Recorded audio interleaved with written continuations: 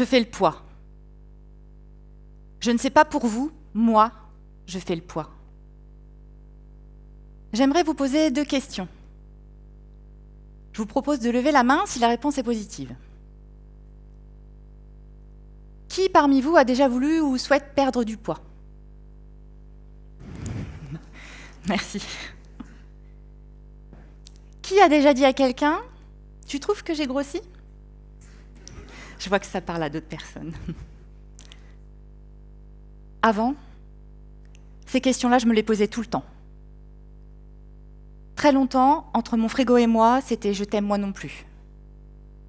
Je dirais même que notre relation était plutôt toxique, entre dégoût et irrésistible attraction. Tout a commencé au collège.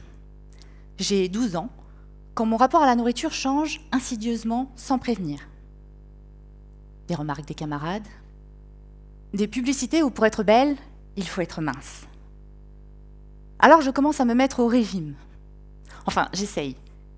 Car sous le flot d'informations contradictoires, que choisir? Ne manger aucun féculent, éviter toutes les graisses, ne plus manger de viande, faire énormément de sport. À chaque régime, un nom. Comme je ne sais pas par quoi commencer, je fais les choses à ma sauce. J'enlève tout ce que je trouve bon dans mon alimentation et j'entame des moments de privation de nourriture. Parfois, je me sens frustrée. Parfois, je craque. Résultat, mon poids fait le yo-yo sur la balance. À 14 ans, je me fais opérer des dents de sagesse. Évidemment, c'est difficile de manger après ce type d'opération. Alors, je commence à perdre quelques kilos. Je trouve ça tellement chouette que je décale mes heures de repas pour manger à l'abri du regard des autres des choses sans goût, sans gras, sans plaisir. Bah oui, moins on prend de plaisir à manger, moins on mange et moins on grossit. Le frigo, moi je le vois, mais je me porte. Je viens de faire mes premiers pas dans l'anorexie.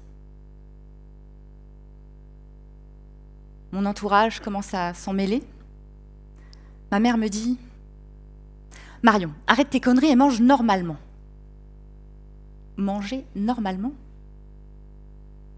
Mais ça veut dire quoi, manger normalement? Moi, je me sens bien. Je maîtrise tout. Je fais presque le poids. Pendant l'été, je cède pour gagner ma tranquillité. Enfin, je pense avoir cédé et mes proches aussi. En fait, je suis en lutte permanente contre moi-même. Les repas de famille sont une épreuve. Certains aliments me dégoûtent. Parfois, j'ai la sensation d'être gavée comme une oie, et parfois, j'ai besoin de combler ce vide qui m'habite. Très vite, je me sens coupable. Coupable de cette irrésistible attraction. Coupable de prendre du poids, coupable de manger, coupable de vivre.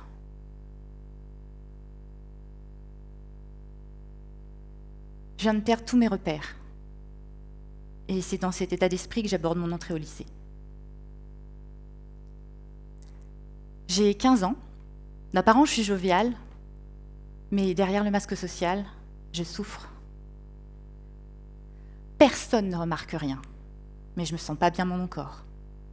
Je ressens un profond mal-être. Je veux être quelqu'un d'autre. Beaucoup de choses nouvelles se bousculent.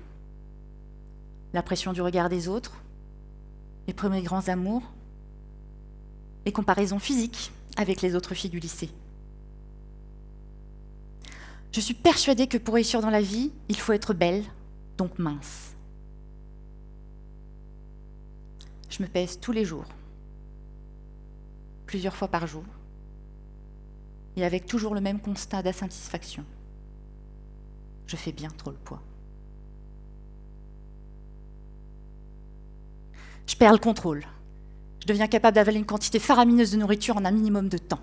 C'est comme une pulsion incontrôlable. Je mange, je m'empiffre, c'est plus fort que moi, il faut que je me remplisse.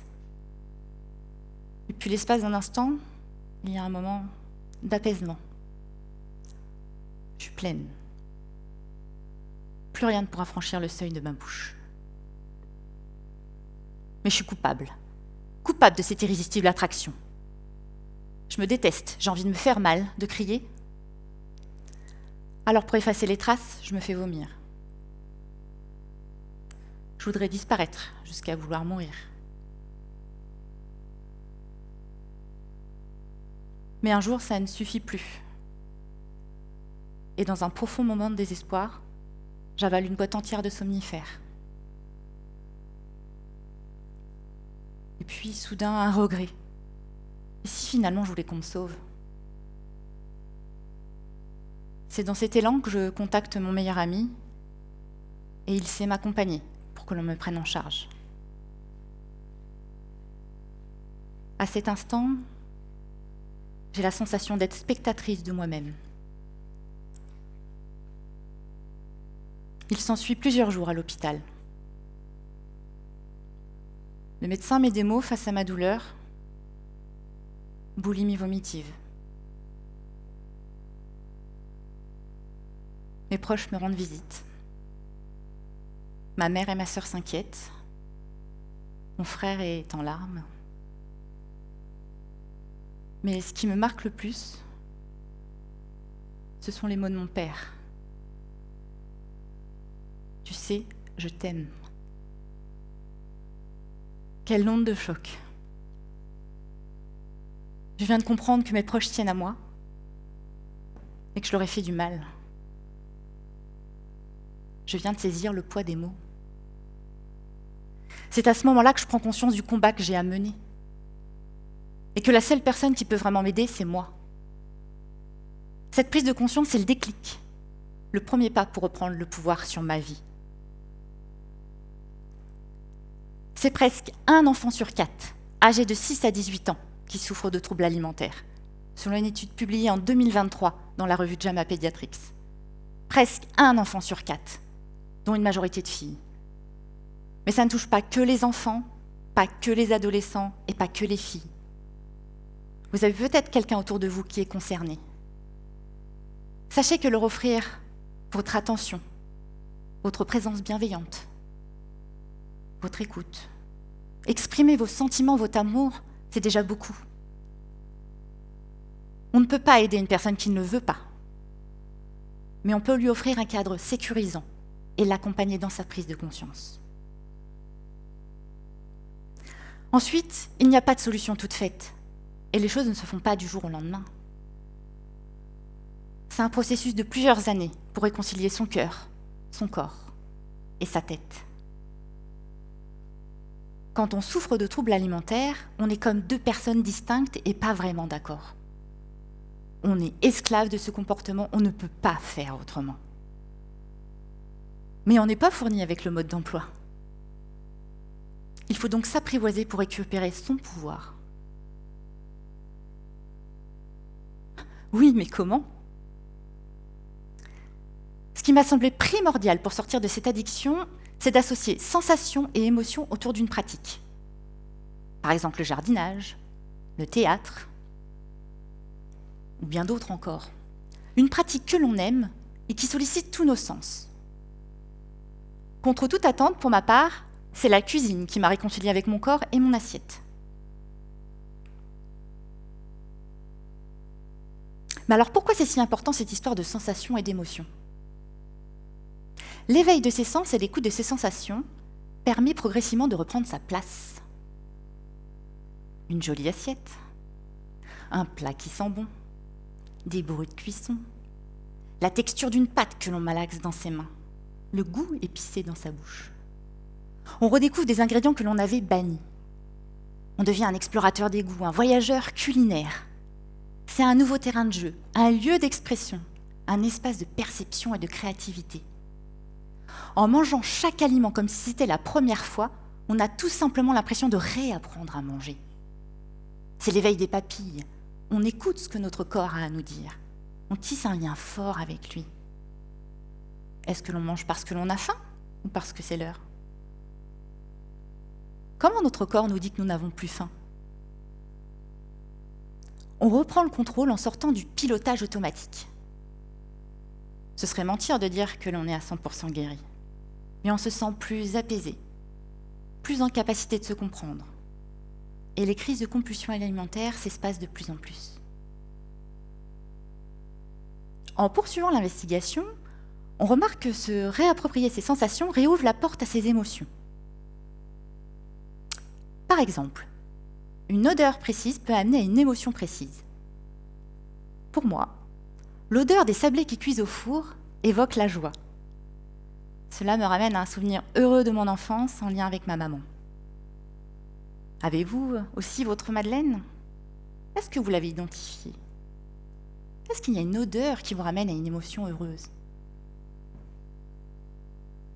Aujourd'hui, face à mon assiette de sablé, quand je suis en lien avec mon corps et cette émotion positive de joie, je mange avec conscience. J'ai donc le pouvoir de m'arrêter quand je veux. Je n'ai pas envie de m'empiffrer. J'ai envie de prendre mon temps de les déguster, de les partager avec quelqu'un, car je suis dans l'instant présent, car je mets toute mon attention dans cette dégustation. On découvre aussi qu'en découvrant les émotions, c'est comme peler un oignon. Une couche peut en cacher une autre. On peut tomber sur quelque chose de si profond et douloureux que l'on a fini par l'enfouir, l'oublier.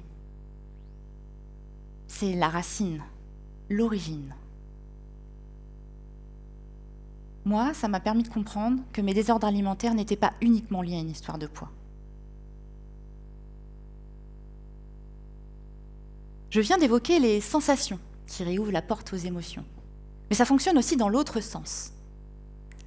Certaines émotions peuvent donc créer des sensations qui génèrent ou qui viennent parasiter nos actes, dont notre façon de manger.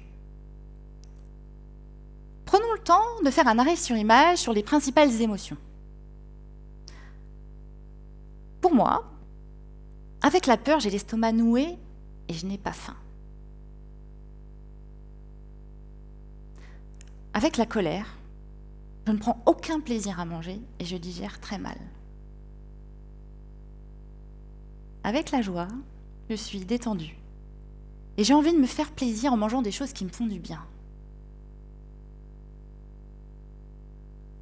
Avec la tristesse, je ressens une pression dans la poitrine et je mange sans avoir faim des choses plutôt grasses et sucrées. Vous aurez aussi peut-être envie de faire cette expérience et de voir comment vos émotions impactent votre manière de vous alimenter. Mais alors, qu'est-ce qui se passe sur notre alimentation si on ne vit pas nos émotions et qu'on les garde pour nous ? Le risque, c'est de perdre tous nos repères intérieurs. Et quand les émotions deviennent trop fortes, à l'image d'une cocotte minute, elles peuvent s'évacuer sous forme de compulsion alimentaire. Ce qui était mon cas. Quand j'ai repéré ça, cela m'a donné des clés pour les éviter. Finalement, ce qui est important, c'est qu'en se réappropriant ces sensations, on a de nouveau accès à ces émotions. Et que tout ce cheminement contribue à mieux comprendre son mode de fonctionnement et à ouvrir le champ des possibles. Ainsi, on reprend le pouvoir en faisant le choix de ce qui est juste pour soi. Depuis, j'ai mis en place de nouveaux rituels pour éviter les compulsions alimentaires. Les rituels, c'est personnel, ça évolue, c'est propre à chacun. Ce qui est important, c'est d'y mettre son intention. Et puis, j'ai enfin jeté cette foutue balance à la poubelle. Car je ne veux plus connaître mon poids. J'ai aussi appris à me protéger, en favorisant une image corporelle positive. J'ai compris que j'avais le pouvoir de changer les choses en me réappropriant ma liberté de penser face aux idéaux de beauté véhiculés. Aujourd'hui, je suis fière de moi. J'aime celle que je suis devenue, même si, parfois, certains vieux démons me guettent. Je connais mes fragilités, mes zones de sensibilité, et c'est ce qui fait ma force. La frontière entre attraction et addiction est infime. Comment éviter qu'une attraction devienne une addiction ? Et comment faire en sorte qu'une addiction redevienne une simple attraction? C'est quand on récupère le pouvoir, pas celui que l'on exerce sur les autres, celui que l'on a sur soi. C'est quand on récupère ses repères intérieurs, ses sensations et ses émotions.